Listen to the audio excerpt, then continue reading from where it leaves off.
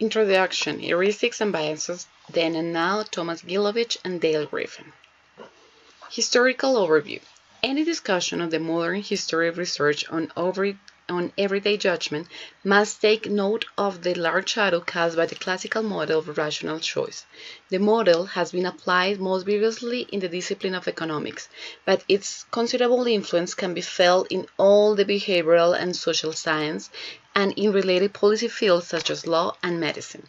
According to this model, the rational actor, the typical person, chooses what option to pursue by assessing the probability of each possible outcome, discerning the utility to be derived from each, and combining these two assessments. The option pursued is one that offers the optimal combination of probability and utility.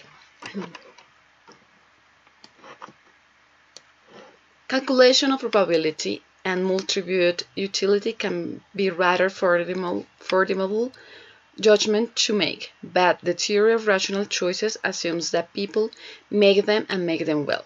Proponents of the theory do not insist that people never make mistakes in these calculations, but they do insist that the mistakes are unsystematic.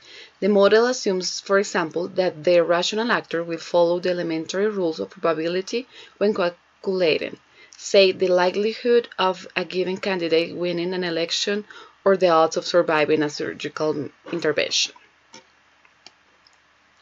But is the average person as attuned as the axioms of formal rationality as this stance demands? Much of modern history of judgment research can be summarized as follows. First, evidence is collected indicating that people's assessments of likelihood and risk do not conform to the laws of probability. Second, an argument ensues about the significance of this demonstration between proponents of human rationality and those responsible for the empirical demonstration. 3. Early contributions to this debate, one empirical, one methodological, and one theoretical, have been especially influential.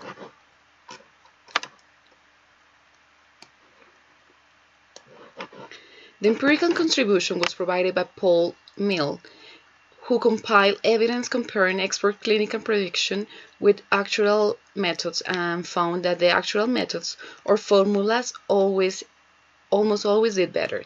His research also uncovered a sharp discrepancy between clinicians' assessment of their performance and their actual record of success. See Chapter 40 by Dawes, Foss, Mill for a modern summary of this literature.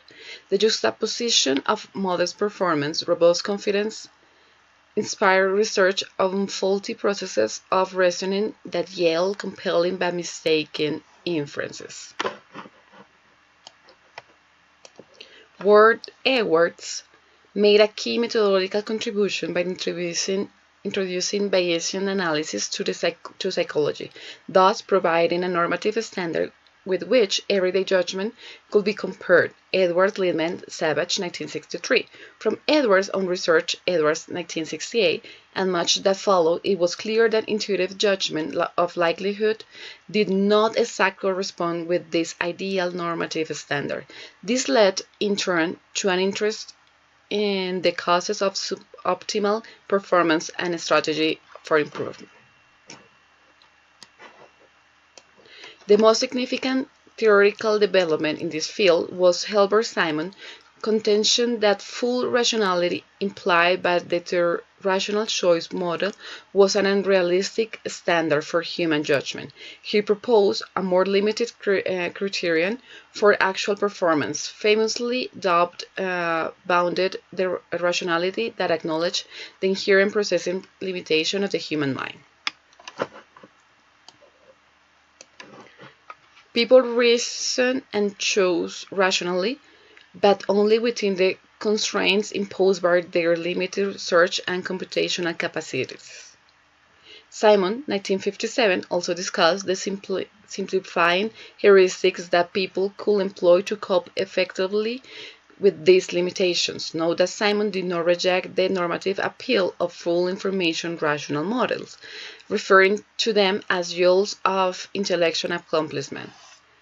Simon, 1983. Two of the present contributions are strongly influenced by Simonian perspective on heuristics, Frederick chapter 30, and Gigeres Cernsley Marginton chapter 31st.